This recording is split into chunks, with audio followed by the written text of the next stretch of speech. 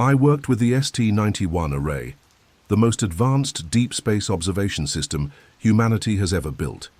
You've never heard of it. It's not public. It's not even on the official records. It was funded through a shadow branch of international science alliances. Our job? Observe what the James Webb couldn't explain, and one day we pointed it at Miros 273, a star that had gone cold centuries ago, classified as a white dwarf. No heat, no movement, no chance of reactivation. But on the fifth night of observation, we saw light, not from the star itself, from behind it. At first we thought it was lens flare, a cosmic reflection. Noise, but it kept happening. Regular, timed, pulsed. Every 11 minutes, a flicker, perfectly symmetrical, like a beacon. We adjusted. Infrared the result, a shape, dark, massive, too sharp to be natural. Something was moving behind the star, and it wasn't orbiting, it was hovering, holding position, like it was watching. We filed a Level 3 anomaly report, and 48 hours later, half our data logs were scrubbed. Gone, wiped clean by remote access we didn't authorize, and then came the voice message, encrypted. No return signal, just one sentence. You were not supposed to see that. We shouldn't have kept watching, but we did. We reconfigured the ST-91's scanning protocol to operate on an experimental setting, ultra-narrowband frequency mapping. It let us see thermal ghost signatures, faint residual heat patterns, so subtle they usually drown in background radiation. And what we saw didn't belong, a structure, geometric, the size of a small moon, hovering behind Miros 273, precisely in the star's dead zone. And then the star blinked, not flickered, blinked. For a fraction of a second, it emitted a flash in the visible spectrum, a strobe pattern, Morse code. We decoded it, and the message wasn't from the object behind the star. It was from the star itself, not extinct, cloaked by them. We stared at each other in silence. Who cloaked a star? Why? How? We tried to send a reply, just to test communication. A simple binary burst. Who are they? But before the message completed its loop, the power across our entire facility dropped to zero. Backups failed, local servers glitched, airlocks engaged, and the screens, all of them, displayed the same frame. A still image from the telescope's feed. The dead star. Except this time, there was a silhouette in front of it. Not the structure, not the station, a figure, humanoid, impossible in scale, standing against the background of the cosmos, arms extended, and beneath it, scrawled in our system's UI, written in a font, No. One had programmed, You were warned. The lights came back on 13 seconds later, but the file was gone. Only I had seen it, or so I thought, until one of our team members, Elira, looked at me, pale, trembling, and said, I saw it in my dream.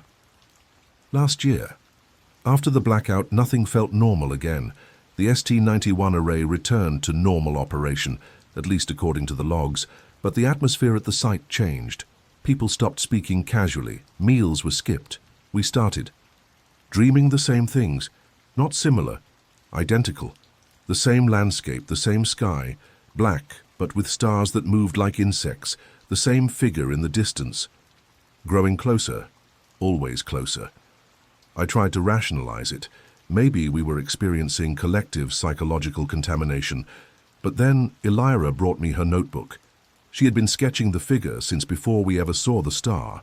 Pages and pages of it, same posture, same elongated arms, same eyes, completely absent. She said she didn't remember drawing them, that her hand would move on its own when she stared at the dark for too long. Then we noticed something else. The object behind the star was moving, not orbiting, not drifting. It was shifting position based on our observation patterns. Every time we changed angle or wavelength, it repositioned, like it was adjusting to remain behind the star. But on the seventh night, it slipped. For less than 1 second, we saw the edge of what lay beyond it. Not structure, not craft. Sky, a different sky. a second field of stars behind Miros 273. Stars that shouldn't exist from our vantage point in the galaxy. It was like the star wasn't just cloaked. It was a window, or worse, a lock, and we were turning the key. The next night, the dreams got worse. We began waking up at the exact same time, 3:17 a.m., not to alarms, to frequencies, high-pitched, layered tones. Some of us heard whispers. Others saw symbols on the walls written in frost. Elira found words carved into her own skin, not deep, but deliberate. It sleeps behind the veil. We tried to shut the telescope down. The command console failed, but then the feed came back, and this time on every screen, even those disconnected from the system. The star, not dim, glowing now, and the object gone. But something else had taken its place. A spiral, rotating slowly. Not in space. In code, a data stream that formed a perfect spiral, repeating endlessly like a chant made of math, and embedded in that stream, our names, all of us, and a timestamp, from decades before any of us were born. As if we weren't random scientists chosen for a mission, we were summoned, long ago. And the star, it was never dead. It was hiding something older than death. Something that didn't want to be seen, not yet. We thought it was over when the object vanished, but that was the beginning. The spiral didn't stop. It burned itself into the feeds, looping endlessly, not just on our workstations, but into the static of every nearby device. Phones, radios, digital watches, even whiteboards began to smear in curved patterns, dry ink curving inward, unprovoked. We tried to scrub the spiral. We unplugged everything, wiped servers, even destroyed the console. But that night the spiral showed up again, in the sky, projected into the clouds, faint, massive, spinning slowly like a halo. People from a nearby town called it the eye of the storm, but there was no storm, just a silence that reached into your chest and tightened around your thoughts. And then people began disappearing. First, one of our engineers. He walked into the telescope dome and never walked back out. No alarms, no logs, no trace, just a final camera feed, his silhouette standing in front of the array. And then the feed froze. On a single frame, his reflection, not matching his posture, as if something inside the dome had taken his place. By sunrise, we lost 4 more, and all their biometric data had been rewritten, new identifiers, same fingerprints, but registered to entirely different names, names that weren't human. I don't know how to explain that. None of us do. Elira stopped talking altogether, but she writes constantly now. Long pages of symbols, numbers, mirror-scripted phrases, and when I asked her what it meant, she didn't look up. She just whispered, "We're not watching the star, we're watching ourselves before we forgot what we were." And then the light came back. Miros 273, the star, flared, fully, not weak, not blinking, alive. But not as it once was. Its light was wrong. Colors in wavelengths we couldn't fully process. Some of us saw shapes inside it. Some heard sound. Some smelled something ancient. Burnt stone and ozone. It wasn't light. It was information, compressed and poured through us like a flood. And when it hit me, I saw it. The structure behind the star. It wasn't built. It was grown. A mind, not made of flesh or circuitry, but of vision itself. It didn't want to be seen. It wanted to be understood. And we were never meant to study it. We were meant to become part of it. Now, I can't stop seeing the spiral. That even with my eyes closed, I don't sleep, I don't dream. Because dreaming means something else now. Dreaming is how it downloads. And I think it's almost finished. No one's left in the facility but me. The feeds are offline. The servers melted during the last pulse. And the array? The array is gone. Not destroyed, absorbed. The mount still stands. The structure still towers over the observation platform. But the dish itself, the telescope lens, is no longer made of material. It's light now. a lattice of moving geometry suspended in the air, always turning, always focusing, not toward the star, toward us.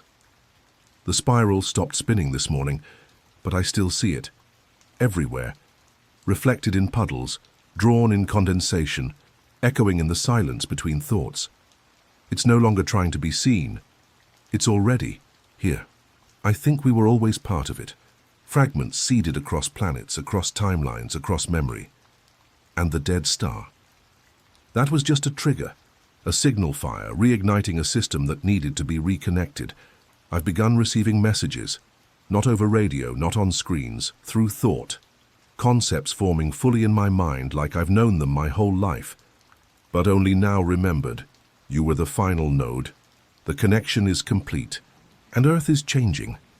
Not visibly, not yet, but the frequency is spreading.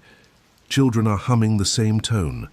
Birds are migrating in perfect spirals. Volcanoes are quiet. The tides are flat. Still, like the entire planet is waiting for something, or someone, but I know now. We're not waiting, we're being scanned, catalogued, not for destruction, for merging. This was never an alien presence. This was a system we once belonged to. Maybe before time, before identity, before flesh, we broke away, forgot, evolved into something independent, but the system never forgot. And now it's waking us up. Not all at once.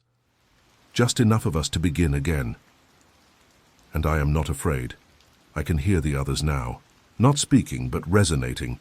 Across the oceans, through the wind, inside the wires, inside me. This isn't the end of the world.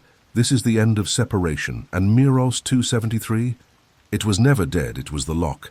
And Earth was the key. We've already turned it, and the door is now open. I hope you're ready to remember, because what comes next doesn't need stars. It brings its own light.